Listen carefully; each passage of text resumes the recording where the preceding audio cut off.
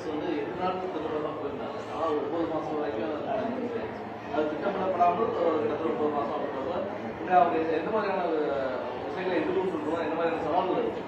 இல்லை, அதுக்காக தான் சொன்னால், இதுக்கு முன்ன வந்து இதை விட அதிக நாளே இருந்திருக்காங்க அவங்க. அதிக நாட்கள் முதல்ல இருந்திருக்காங்க அவங்க. அப்போ வந்து பரிட்சாத்தமாக ஒரு பெண்ணால் எவ்வளோ நாள் இருக்க முடியும் அப்படிங்கிற ஒரு பரிட்சாத்தமாக அவங்க போனாங்க. இப்போ அதில் இருந்திருக்காங்க அவங்க.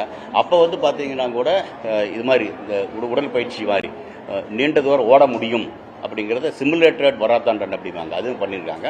அதுவும் இல்லாமல் இப்போ போகும்போதும் கூட இவர் போய் 10 நாளே வந்திருக்க வேண்டியது தான். இருந்தாலும் 10 நாளை தாண்டி இருக்க வேண்டிய அவசியம் இது வந்ததுனால இருந்தாலும் கூட அந்த சர்வதேச விண்வெளி மையத்தினுடைய தலைமை பொறுப்பு அவங்களுக்கு கொடுக்கப்பட்டுச்சு. இது வரைக்கும் வரைக்கும் கூட அவங்க தான் தலைமையாக இருந்தாங்க இல்லையா? அப்போ வந்து அவங்களுடைய உடல்நலம் மனமோ இல்லை அப்படின்னா ஒரு விமான பைலட்டையும் கூட பைலட் பண்ணுற விடமாட்டாங்க. ஆனால் அங்கே வந்து அங்கே இருந்திருக்காங்கன்னா அவங்களுடைய இது தெரிஞ்சிருக்கு.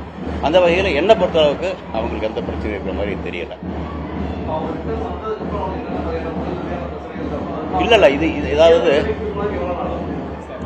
இது வந்து எப்படி அப்படின்னா, விண்வெளிக்கு போயிட்டு வந்து எல்லாருக்குமே எப்படின்னா, அங்கே வந்து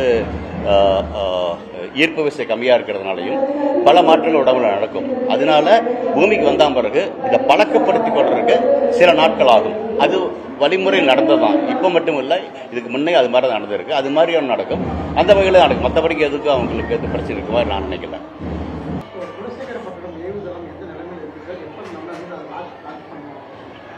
குலசேகர் சமீபத்திலேயே நிறைய சொல்லியிருக்காங்க.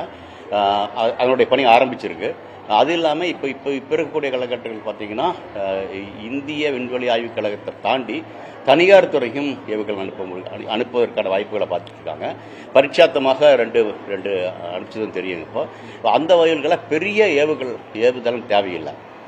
அதாவது மொபைல் லான்ச்சர் அப்படின்ட்டு நீங்கள் இங்கிருந்து எடுத்துகிட்டு போய் வச்சு கூட லான்ச் பண்ண முடியும். ஆனால் இடம் தான் முக்கியம், எந்த இடத்துலேருந்து அனுப்புறது தான் முக்கியம். அந்த வகையில் குலசேகரப்பட்டத்துலேருந்து அனுப்பும் பொழுது குறைந்த செலவில் குறைந்த எரிபொருளோட சிக்கனமாக போக முடியும் அப்படிங்கிற வகையில் அதற்கான உள்கட்டமைப்புகள் அமைச்சிட்டாங்க. கூட பெரிய ஏவுதளம் பழங்காலத்து அந்த காலத்தில் மேலே இப்போ ஒரு காலத்தில் டிவி இருக்கணும் அப்படின்னா ஒரு வீட்டுக்கு மேலே பெரிய ஆண்டனா இருக்கும். இப்போ அது மாதிரி யாரும் இல்லை, கைபோன்லேயே வந்துருச்சு. இப்போ அது மாதிரி தான் இப்போ இருக்கக்கூடிய காலகட்டங்களில் பெரிய ஏவுகளுக்கான பெரிய ஏவுதல் இல்லாமல் சிறிதில் அனுப்ப முடியும்.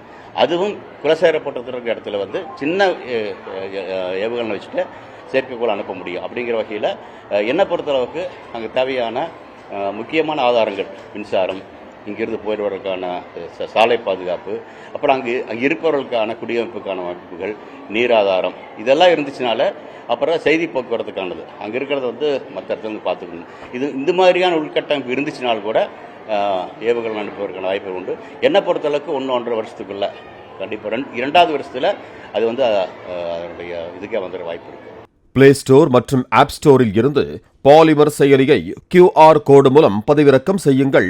செய்திகளை உடனுக்குடன் பெறுங்கள்.